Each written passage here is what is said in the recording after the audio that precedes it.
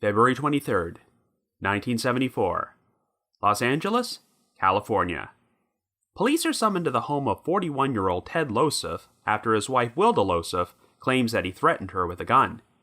When police enter the residence, they find Ted's body inside his car in the garage after he has seemingly taken his own life via carbon monoxide poisoning. However, Ted's mother discovers a number of suspicious discrepancies to suggest her son did not kill himself and that Wilda may have hired someone to murder him and stage his suicide. While the investigation is eventually reopened, there is not enough evidence to charge anyone with murder, so the actual circumstances of Ted's death remain murky. After that, the trail went cold.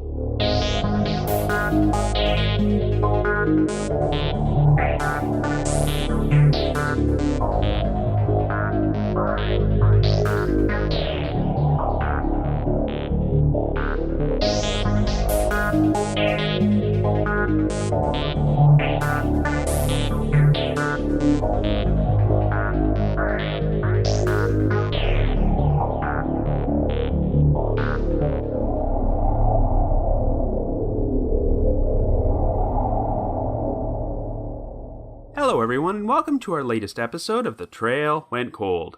I'm your host, Robin Warder, and this week we're going to be covering a controversial case from Unsolved Mysteries, which was ruled to be a suicide: the 1974 unexplained death of Ted Loseff. As I'm sure you're well aware, Unsolved Mysteries featured their fair share of stories about victims who died under suspicious circumstances, and while the authorities believed their death was a suicide, the victims' loved ones were certain that they were murdered. The story of Ted Loseff is unique in that it initially seemed pretty obvious that he took his own life, as he was found inside a running car in his garage, and a suicide note he had seemingly written was in the house. In fact, the authorities were so certain that no foul play had taken place that they never even bothered to perform an autopsy. At the time of his death, Ted seemed to be on the verge of ending a tumultuous marriage with his estranged wife, Wilda, but as the years went on, Ted's mother would uncover evidence to suggest her son was murdered, and that Wilda orchestrated the whole thing. Now, since Wilda had a pretty airtight alibi during the time Ted died, there's no way she could have killed him herself, so the prevalent theory is that she hired someone to murder Ted and stage the suicide scene. This is one of the rare suicide cases from Unsolved Mysteries in which the authorities agreed to reopen the investigation, but in the end, they lacked the evidence to conclusively prove that a murder had taken place or charge anyone with a crime. While there is definitely a compelling case to support the foul play theory here, there are certain details which don't make a lot of sense and make you wonder if suicide may have actually taken place after all, so we're going to explore both sides on today's episode. However, before we get started, just a quick reminder that The Trail Went Cold is a weekly podcast, which is currently available for download on several platforms, including Apple Podcasts, Stitcher, Google Podcasts, and Spotify. So if you like this podcast, be sure to subscribe to it, and please leave us a rating or review on any of those sites to help spread the word and garner us more exposure. The Trail Went Cold is on Patreon, so if you would like to learn how to support the show, please visit our page at patreon.com/thetrailwentcold. For as little as $1 a month, you can garner access to exclusive rewards, which may include stickers and thank you cards, early access to episodes, and bonus content. So with all that out of the way, let us now explore the death of Ted Loseff.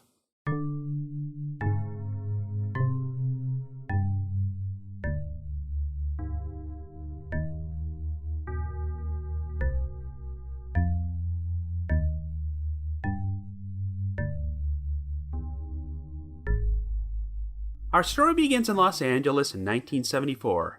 Our central figure is 41-year-old Theodore Loseff, who goes by the name Ted and works as an orthopedic surgeon. Ted currently lives in an upscale house in the Hancock Park neighborhood alongside his wife, Wilda Loseff, whom he has been married to for over 2 years. Ted was originally born in Chicago and maintains a close relationship with his mother, Zelda Loseff, who goes by the name Zell.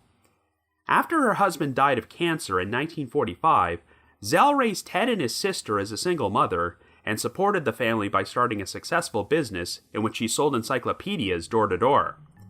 Since his father had been a doctor, Ted decided to follow in his footsteps and managed to start his own practice. In fact, it was during a private reception to celebrate the opening of his new offices when Ted was originally introduced to Wilda, who was working as a nurse at the time, and the couple would be married a short time later. Well, things took a dark turn sometime after 8 p.m. on the evening of February the 23rd, when Wilda phoned the Los Angeles Police Department from the residence of her housekeeper, B. Burrows. Wilda told them that earlier that afternoon, Ted had pulled out a gun at their house, and fearing for her own safety, Wilda asked B to drive her to her place. Police went to the Loseff residence, and by the time they arrived, Wilda was there to meet them outside the house alongside B and a friend of Wilda's named Edward J. Wilda was concerned that her husband might still be armed, so she gave police her keys and asked them to check inside. They performed a search of the residence and were unable to find Ted anywhere, but after they returned outside, Wilda suggested they check the garage. Since it appeared to be locked from the inside, police were forced to enter through a window, and they wound up discovering Ted's body in the driver's seat of his Cadillac, slumped over the steering wheel. The vehicle's engine was running, and a hose had been attached to the tailpipe and fed in through one of the windows in order to pump carbon monoxide inside. A further search of the house would uncover what appeared to be a suicide note in Ted's bedroom.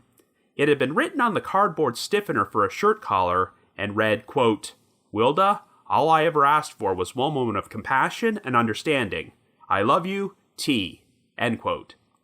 Since the note appeared to be in Ted's handwriting, it seemed obvious to the police that he had elected to take his own life.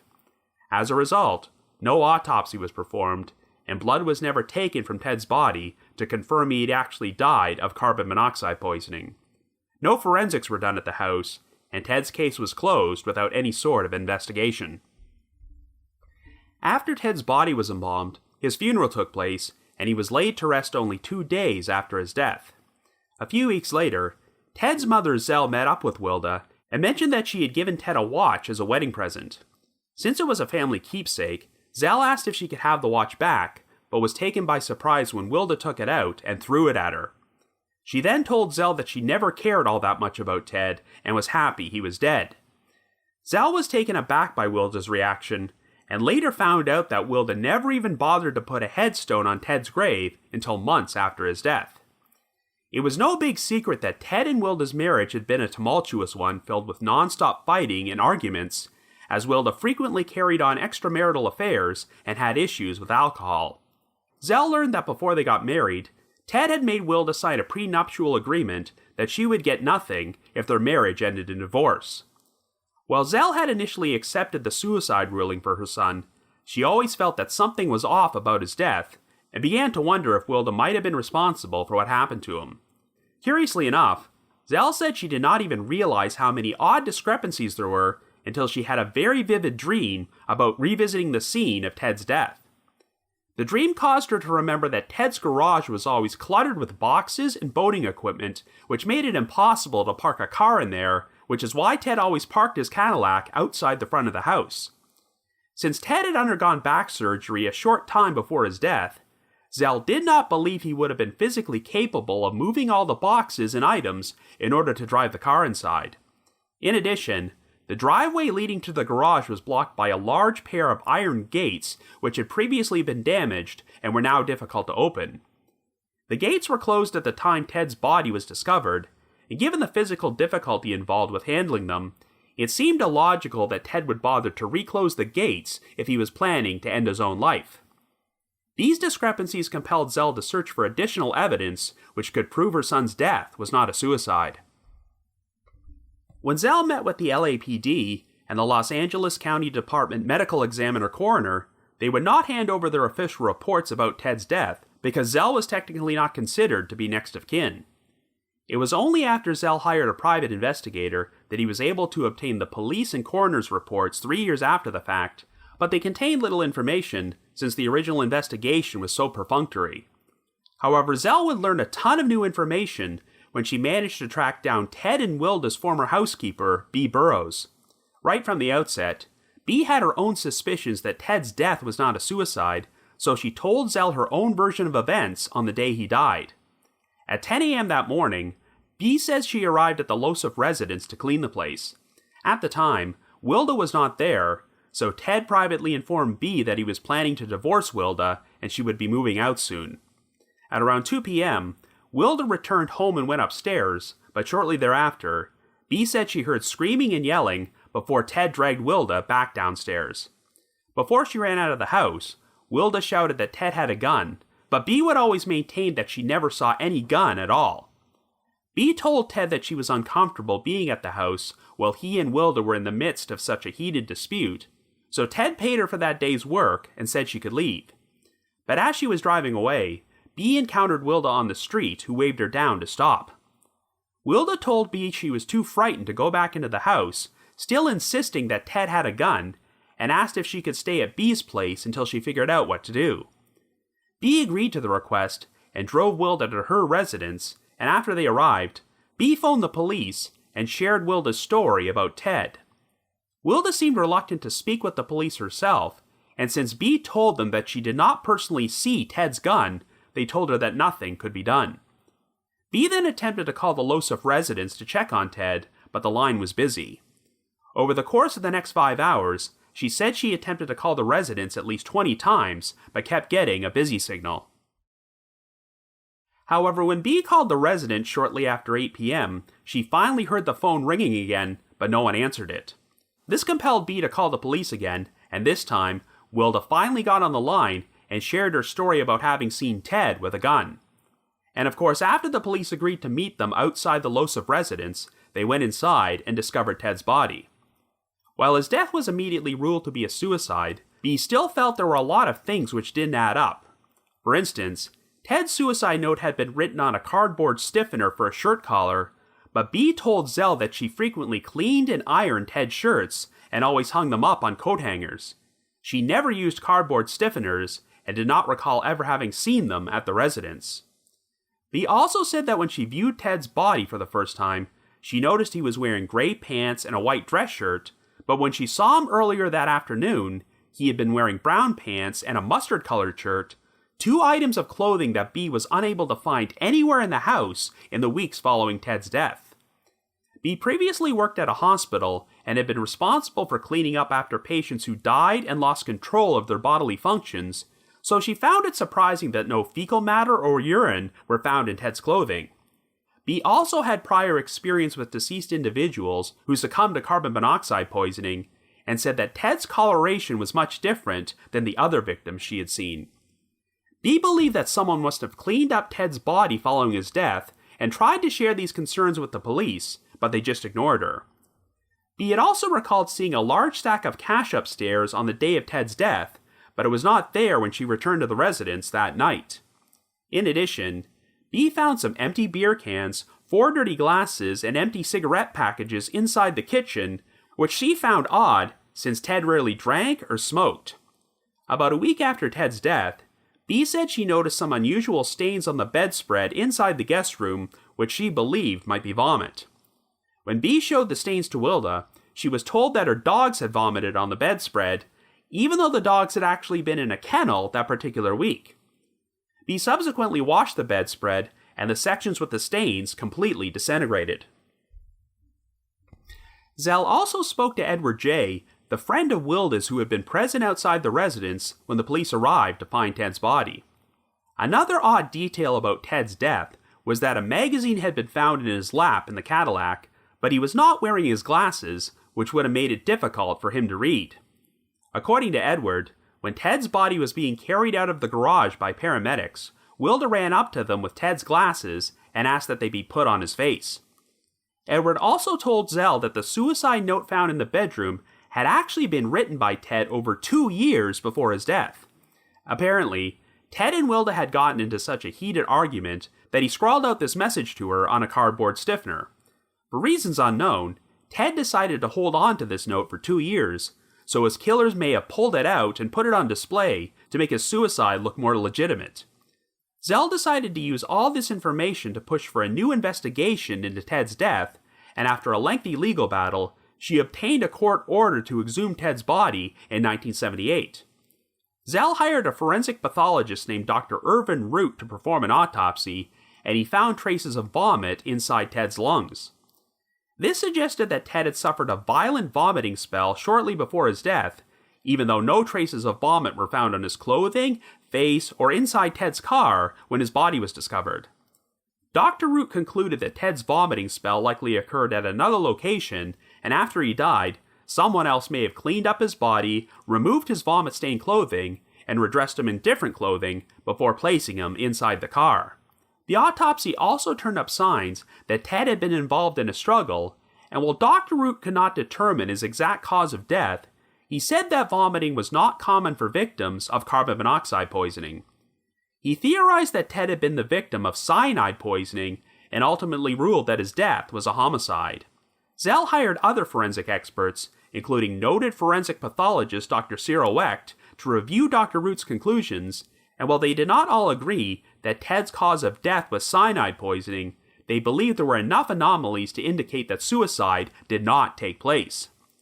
These experts determined that Ted likely died sometime in the middle of the afternoon, hours before his body was discovered, and passers-by had recalled seeing movement inside the house long after Ted should have died. Obviously, since Wilda had spent the entire afternoon at B's residence, she had an airtight alibi, but Zell suspected that she had hired one or two people to murder Ted inside the house after she left.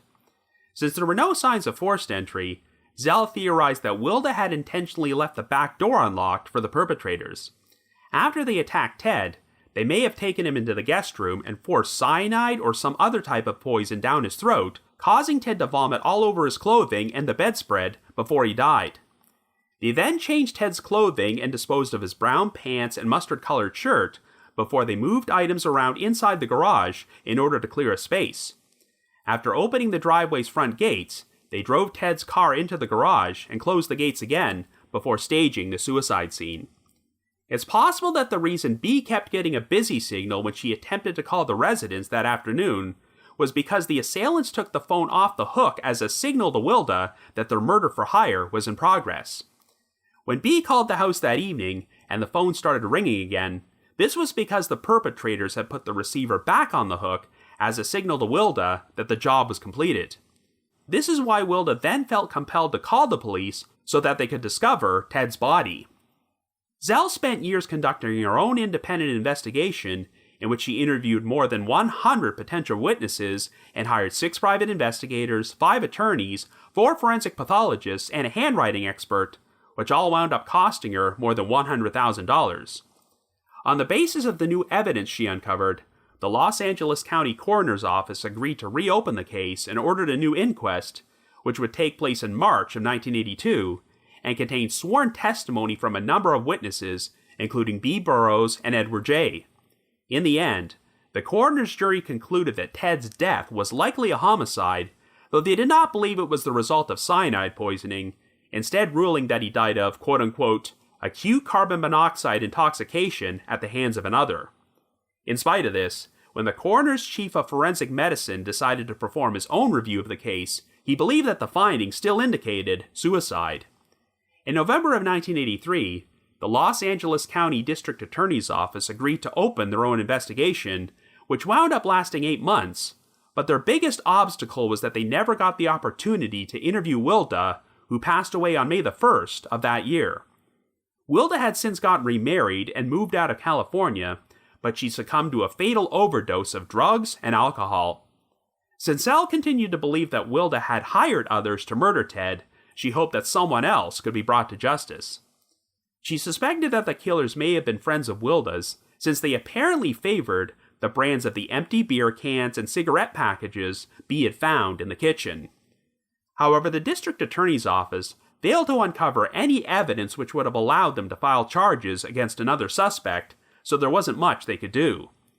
Zell would not let her advanced age stop her from seeking answers, and in October of 1993, when she was 85 years old, she agreed to be interviewed when Unsolved Mysteries featured a segment about Ted's case in one of their episodes.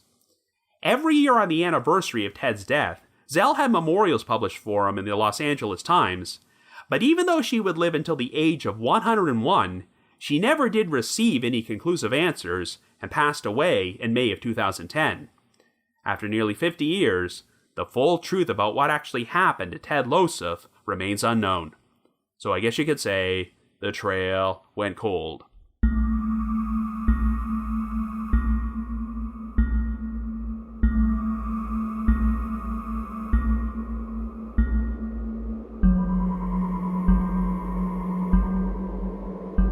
So like I mentioned in the intro, Unsolved Mysteries covered their fair share of stories in which a victim's death was ruled to be a suicide, but their loved ones were insistent that they were murdered. But unlike many of the others, a new investigation was opened into Ted Loseff's death, and a coronial inquest took place, but it's not entirely clear to me if his death has been officially reclassified. The coroner's jury concluded that Ted was likely the victim of a homicide, and even went so far as to change his death certificate, but after the coroner's chief of forensic medicine examined the evidence, he still believed Ted's death was a suicide. Unlike many of the other suspicious suicide segments presented on Unsolved Mysteries, you can't really fault the authorities that much for initially believing that Ted took his own life, because on the surface, the evidence seemed pretty cut and dried. Yes, they did make a mistake when they elected not to do an autopsy, because that might have provided conclusive answers about what happened. However, back in the mid-1970s, Los Angeles County just did not have the resources to perform an autopsy on every single deceased person they found, and since there were no obvious signs of foul play, I can understand why they never did one on Ted. While Ted Loseff was left completely devastated by Ted's death, it sounds like she did reluctantly accept the suicide ruling until his wife's troubling behavior compelled her to start asking questions. Zell seemed like a very likable person, and you have to feel immense sympathy for her, as she was in her mid-60s when this happened, and had to spend the twilight years of her life fighting for justice for her son. During an interview she gave to the Los Angeles Times in 1985, Zell stated, quote, "I became a Grandma Moses in the art of murder investigation. I know the who, how, what, when, and where of my son's murder, and that is a terrible, inhuman burden to bear. I want to know, will there ever be a light at the end of this black tunnel? Will my son's murderers ever be brought to trial?" End quote. Now, Unsolved Mysteries featured quite a few cases in which people were suspected of murdering their spouses, and many of them agreed to be interviewed on camera in order to maintain their innocence. This particular segment was released a full decade after Wilda Loseff passed away. Don't get me wrong, there are a lot of things about this case which make Wilda look suspicious, but we technically only received Zell's side of the story, and Wilda never got the chance to defend herself and refute any of the allegations against her. Of course, if Ted was murdered, we know it would have been impossible for Wilda to have killed him herself, but Zell was certain that Wilda had hired one or more individuals to do the job for her. So even though Wilda was deceased, Zell still believed there were others out there getting away with murder. Zell shared her own step-by-step theory about how she believed Ted was murdered, and openly expressed her suspicions that the killer or killers may have been friend of Wilda's, though she never really confirmed if she had any specific individuals in mind. If she did, and the authorities looked into these people as possible suspects, they never found enough evidence which would have allowed them to make an arrest. I will concede that the section of the Unsolved Mysteries segment, where Zell describes uncovering a number of discrepancies about the suicide theory during a vivid dream, is pretty silly. I mean, it's not like Zell didn't make some valid points, but Unsolved Mysteries did sometimes have a tendency to put an unnecessary supernatural slant into their true crime stories during the 1990s, so they probably threw in this dream sequence to add a bit more spice to this story, though it didn't really need it. It's also worth noting that a lot of the key points supporting the foul play theory hinge on the story provided by the Loseff's former housekeeper, B. Burroughs, who did not wish to be interviewed or disclose her identity on Unsolved Mysteries, which is why the segment simply referred to her as Mary. B seemed to be the one person who immediately questioned the suicide story, but no one listened to her at the time, and it was not until Zell tracked her down 3 years later that she finally had an opportunity to share her concerns. There's no reason to believe that B was lying about anything, as she later testified under oath at the inquest, but keep in mind that we really only have her word that certain events unfolded the way they did. According to B, Ted informed her that he was finally planning to divorce Wilda after what sounded like a very unhappy marriage, and when Wilda returned home later that afternoon, she got into a very heated fight with Ted before storming out of the house. Since the fight took place upstairs while B was downstairs, she never heard the exact contents of their argument, so I have no idea if this was the first time that Ted informed Wilda about his intention to divorce her. If you buy into the suicide theory, then the end of the marriage may have left Ted so distraught that he decided to take his own life after Wilda left. But the one detail about this story which has always struck me as incredibly odd is Ted's alleged suicide note, which was written on a cardboard stiffener. According to one of his friends, Ted had originally written the note over 2 years earlier after a bad fight with Wilda, but it's really bizarre that he would continue to hold on to it after all that time. If Ted was murdered, then the perpetrator got incredibly lucky that Ted just happened to have an old suicide note lying around which they could put on display to add credibility to their cover story. Would Wilda have known where this note was and provided the killers with instructions about how to find it? Unfortunately, the exact details of what happened when Ted originally wrote this note are very vague. Was he just contemplating suicide? Or did he actually make an attempt to go through with it before he was rescued or had second thoughts? The words he wrote to Wilda, quote, "All I ever asked for was one moment of compassion and understanding," could be interpreted as him feeling suicidal, or perhaps he was just announcing his intention to end the marriage. If Ted had really been left so despondent over a fight with his wife that he considered taking his own life and held on to this note for years, he may have thought there was a possibility of him feeling suicidal somewhere down the line. That would make it easier to accept that Ted's decision to divorce Wilda might have left him depressed enough to end his life. However, in order to buy into this theory, you have to come up with a logical explanation to account for all the suspicious discrepancies surrounding Ted's death. The detail about a bunch of empty beer cans, empty glasses, and cigarette packages being found in the kitchen is another thing which baffles me. B was certain that these items were not there when she left the house that afternoon, but even though Ted apparently rarely drank or smoked, I could see someone who's feeling suicidal deciding to get intoxicated in order to work up the will to go through with it. I mean, the cover photo I used for this episode literally features Ted holding up a cigar, so even if smoking wasn't common practice for him, he'd obviously smoked before. If Ted was murdered, I really don't know why his killers would hang around the house drinking and smoking cigarettes. I guess the only logical explanation is that if they staged the scene in order to give off the false impression that Ted had gotten drunk before he killed himself. But if so, they may have gotten lucky that no forensic investigation was ever performed to check if any fingerprints were on those beer cans, glasses, and cigarette packages. And of course, since no autopsy or toxicology tests were done, we have no idea if Ted had any alcohol in his system at the time of his death. If this was suicide, heavy alcohol consumption might explain why Ted had traces of vomit inside his lungs. Theoretically, if Ted vomited on himself, he may have decided to clean himself up and change his clothing before he ended his life, because he didn't want to suffer the indignity of his body being found in such a messy condition. That may seem odd, but you could never really predict what's going on inside a suicidal person's mind. This could account for why Ted was found in different clothing than the brown pants and mustard-colored shirt B had last seen him wearing, but the one discrepancy which is hard to explain is why those clothes were never found. Even if Ted vomited all over them and threw them out, you'd think they still would have turned up somewhere inside the house. You might recall the episode I released last year about the Keith Warren case, another suspicious death which was ruled to be suicide.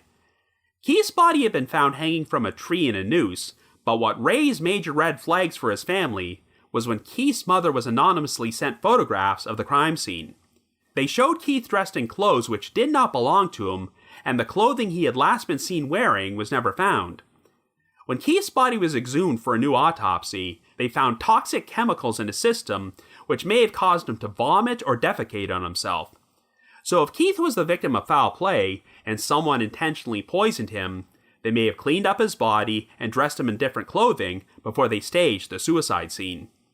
The same logic does apply to Ted's case, especially when you consider that a vomit stain was discovered on a bedspread inside his guest room, and Wilda tried to blame it on their dogs, even though they would have been in a kennel that week. It's interesting how the forensic pathologists who studied this case have differing opinions about Ted's exact cause of death. Dr. Irving Root believed he was poisoned, possibly with cyanide, whereas the coroner's journey from the inquest concluded that Ted really did die from carbon monoxide poisoning, though they did not think he did it to himself. So I guess it's possible that Ted could have been incapacitated or knocked unconscious, but was still alive when the killers placed him inside his car, fed the hose from the exhaust pipe into the vehicle, and turned on the engine. Carbon monoxide poisoning does take some time, so as stupid as this may sound, perhaps the killers waited things out by drinking some beer and smoking some cigarettes inside the kitchen before they officially confirmed that Ted was dead. But if this is what happened, how did that vomit stain wind up in the guest room? It's also very weird that Ted was found in the vehicle with a magazine on his lap, which was presumably supposed to give off the impression that he was reading, while the carbon monoxide filled the garage. But Ted was not wearing his glasses at the time, even though he had been wearing glasses since he was 3 years old and could barely see or read without them. It sounds like it was very uncharacteristic for Ted to not have his glasses on, and one of Wilda's strangest actions was when she gave the glasses to the paramedics and insisted they be placed on Ted's face while his body was being wheeled out. If you believe the staged suicide theory, it's almost like Wilda panicked once she noticed that the killers had removed Ted's glasses and felt that people would find it suspicious if his body was found without them. And here's one aspect of Wilda's story which has never been satisfactorily explained. Did Ted actually pull out a gun during their argument? Even though Wilda repeatedly told people that Ted had one, Bea maintained that she never saw a gun in Ted's hands when Wilda fled the house. Of course, it's possible that Ted simply left it upstairs, but I have not read anything about Ted ever having owned a gun or one being found in the house after his death. I see no indication that it was ever conclusively proven this gun existed, and this brings up an obvious question. If Ted had a gun in his possession and was feeling suicidal, why wouldn't he just shoot himself? Of course, like I said before, you can never really know what's going on inside a suicidal person's mind, and Ted may have chosen carbon monoxide poisoning because he didn't want to leave a big mess behind by using a gun.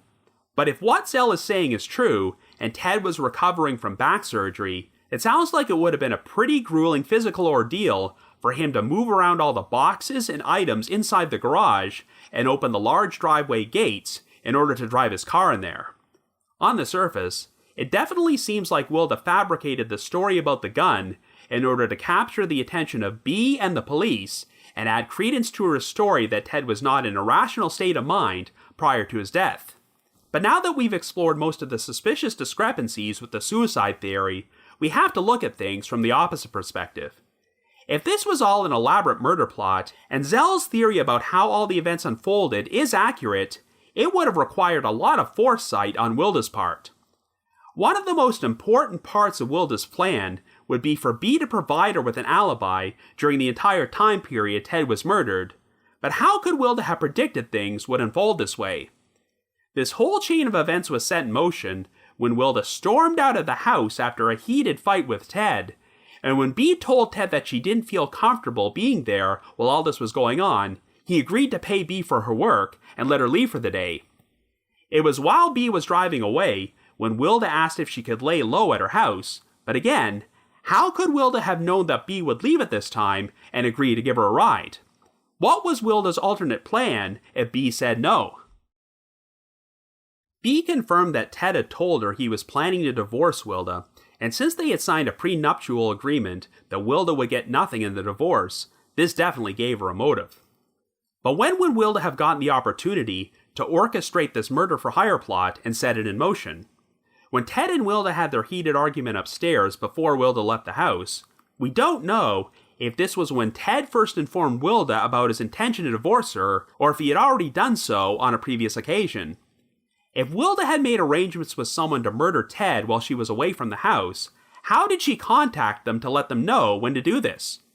Remember, this was back in 1974, so it's not like Wilda could just call or text someone from her cell phone, and I'm not sure if she would have been able to make any phone calls from Bea's house without her noticing.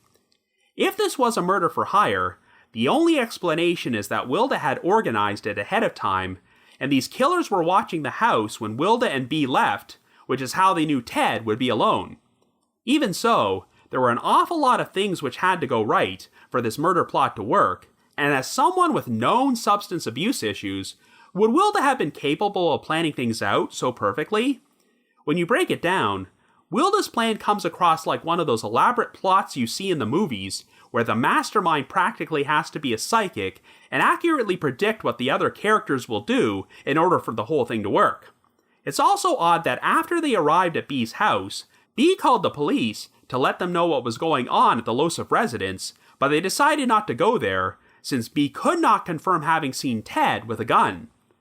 Now, if Wilda had gotten on the line herself and told them about seeing the gun, this might have changed their minds, but it seems awfully risky that Wilda even allowed B to call the police to begin with. What if they had decided to head over to the house during the time period when these hired killers were in the midst of murdering Ted? All that being said, I do think Zell's theory about the killer taking the phone off the hook and placing it back on the receiver as a signal to Wilda that the job was completed does sound logical.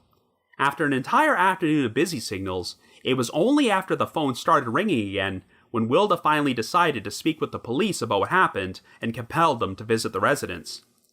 B reported that she kept getting busy signals for about 5 hours, and given the amount of time that cleaning up the evidence and staging the suicide scene would have required, I can believe that Ted's killers were at the house for such a lengthy amount of time.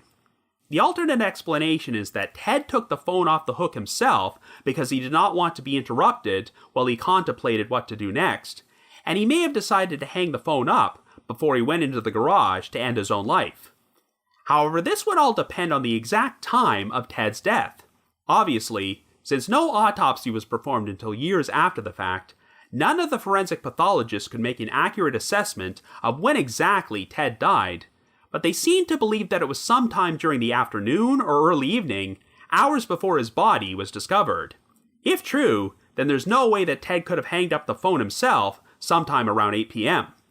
However, one other oddity which might suggest that Ted's death was a suicide was the fact that the garage appeared to be locked from the inside when his body was found. But the problem is that I'm not entirely sure how many access points this garage had. In many residences, you can enter the garage from a connecting interior door to the house, but the Unsolved Mysteries reenactments makes it look like the garage was a standalone structure which was completely separate from the house, and it shows the police entering the garage through a window. While Unsolved Mysteries often like to film the reenactments at the actual locations where these events took place, this one would have been filmed 2 decades after the fact, so I can't vouch for its accuracy. If someone drove Ted's car into the garage, placed his body in there, and locked the garage door from the inside, I have no idea how easy it would have been for them to exit. So whenever Unsolved Mysteries featured a show about a suspicious-looking suicide, I usually took them at face value and believed the family's viewpoint that it was murder, and there was no way the victim would have taken their own life.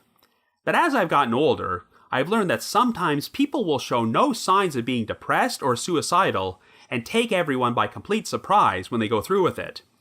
Back in the 1970s, 80s, and 90s, suicide was a much more taboo subject, and you can understand why a victim's loved ones might try to deal with it by pushing forward the narrative that foul play had taken place. When I first became familiar with the Ted Loseff case, I was 100% convinced he was murdered, and overall, I do still lean that way. Wilda Loseff definitely had the motive, and there were enough suspicious discrepancies to suggest that she hired someone to have Ted killed, but the more I think about it, the more holes there seem to be with this theory, and I wonder how she could have pulled this off and set these series of events in motion.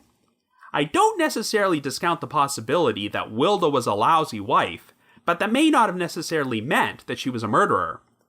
But since Ted's death was instantly classified as a suicide, I'm guessing that Wilda was not formally interviewed by the authorities or looked at as a potential suspect.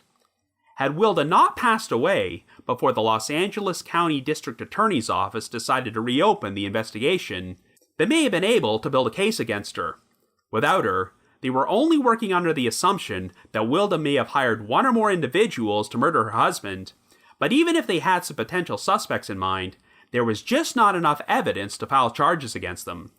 As far as I'm concerned, there are enough bizarre details to make me lean away from Ted's death being a suicide, but unfortunately for Zell Loseff, even though she lived a very long life, she never got conclusive answers about what happened to her son. Obviously, if Wilda was responsible for orchestrating a murder for hire, she never got to face justice, but if there are other accomplices out there who were involved in what happened, they may still be getting away with it after all this time.